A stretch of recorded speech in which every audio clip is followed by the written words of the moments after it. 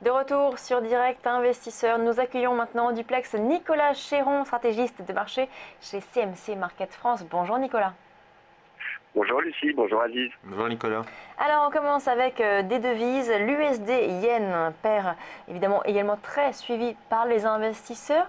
Quelle est votre opinion sur la paire l'USD-Yen?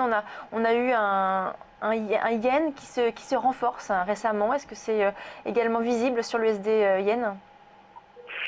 Écoutez Lucie, par rapport à l'USD Yen, ce qui m'intéresse en fait, c'est sa forte corrélation avec les indices et c'est aussi sa surperformance par rapport aux indices. On sait que l'USD Yen en fait est très corrélé avec le SP500, l'indice américain, et donc l'USD Yen est une paire qui est haussière et qui se trouve non loin de ses plus hauts de ces 6 derniers mois.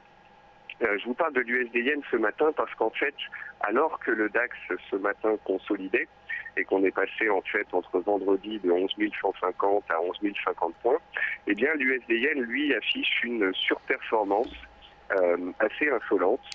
En plus de ça, le fait de jouer l'USD Yen à la hausse, tant qu'il y a de l'appétit pour le risque bien sûr, c'est aussi potentiellement être en position au cas où la BOJ viendrait un jour à faire plus de quantitative easing. Et si on fait plus de quantitative easing, ça fait pression sur le yen et alors la paire pourrait rejoindre ses plus hauts à 125 et en cas de cassure de cette zone-là, il pourrait y avoir une marge d'appréciation en direction des 130 yens. Donc pour ceux en fait qui jouent la hausse des indices, c'est peut-être un moyen de se diversifier un petit peu et aussi de surperformer potentiellement. Très bien. Aziz, un mot sur l'USD-Yen. Quelle est votre stratégie, vous, sur la paire? Alors Lucie, ma stratégie sur l'USDN, je l'ai révisée depuis le temps, puisqu'effectivement, à la base, j'avais un avis plutôt baissier sur le dollar yen. C'était sans compter sur la politique à la fois de la Banque du Japon, qui reste accommodante, et celle de Madame Yellen, qui s'est raffermie un petit peu.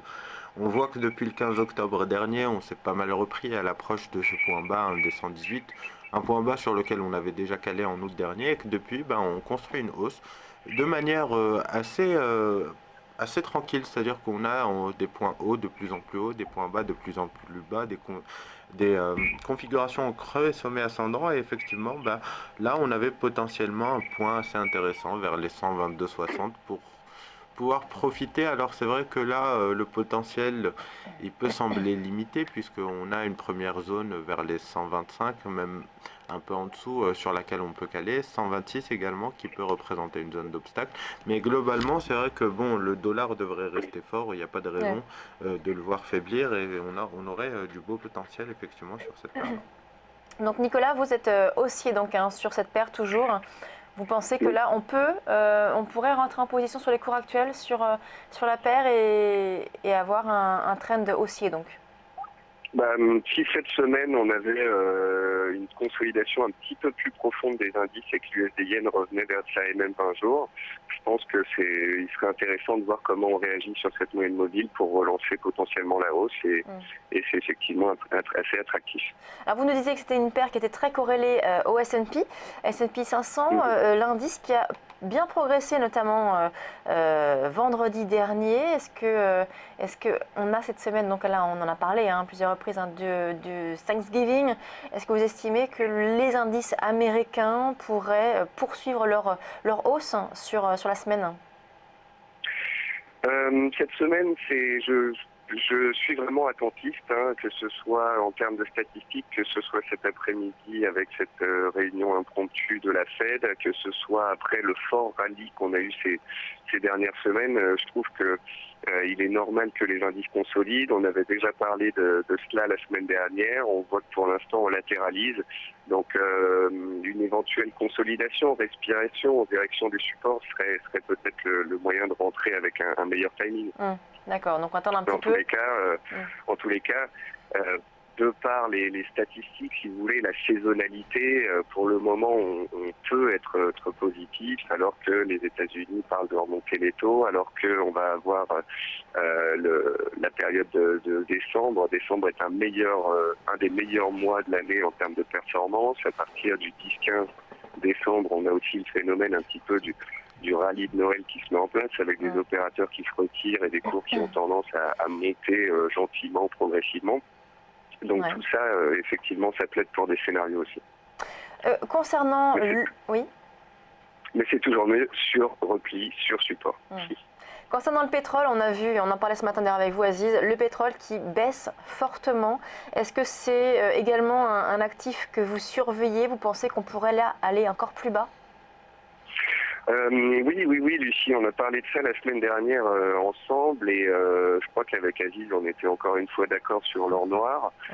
Depuis que l'or noir a cassé les 43 dollars et est sorti de son range qui a duré plus de 2 mois entre 43 et 50 dollars, eh bien, il n'y a aucune raison, ni fondamentale, ni technique pour le moment, d'être en position acheteuse. Il y a une tendance baissière qui est lourde, qui est fondamentale.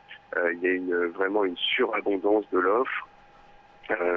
Pour l'instant, les pays du Golfe n'y font rien, ne modifient pas leur production. À cause des chiffres asiatiques et du ralentissement un petit peu sur la zone Chine, eh bien, ce matin, le pétrole perdait 2 ou 3%. On est en train de casser un support, les 40 dollars psychologiques. Il se pourrait donc qu'on aille rejoindre les plus bas annuels, à 37 dollars.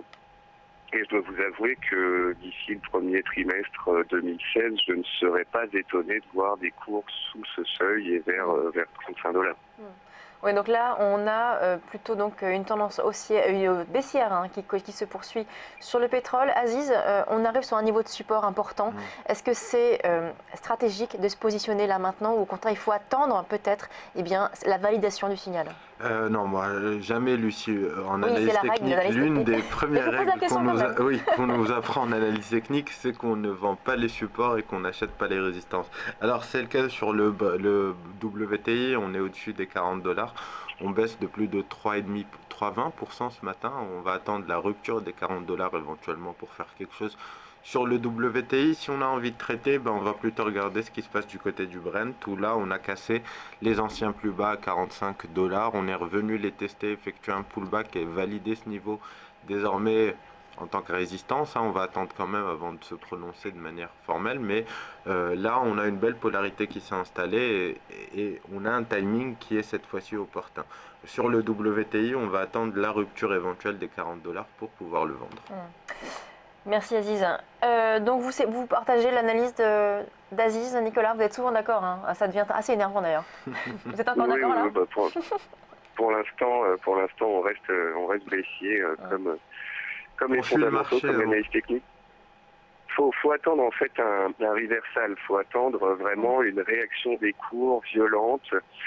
Souvent un point bas, c'est dû à un surexcès baissier, à ce qu'on appelle un selling climax, c'est des ventes paniques. On n'a pas encore assisté en fait à ce phénomène sur le pétrole, donc peut-être qu'il faudra attendre que soit qu'on touche des supports et qu'on fasse une très forte réaction des cours, et puis ce qui serait aussi positif pour ceux qui voudraient jouer le pétrole ou les pétrolières à la hausse, c'est qu'à un moment on est aussi du fondamental positif, que ce soit des chiffres de croissance un peu meilleurs dans certaines zones économiques, ou bien que ce soit les pays de l'OPEP qui tapent un peu du poing sur la table et qui arrêtent d'engendrer une surabondance comme ça sur les marchés. Merci Nicolas Chéron, stratégiste de marché chez CMC Market France. On passe à la suite de Direct Investisseur.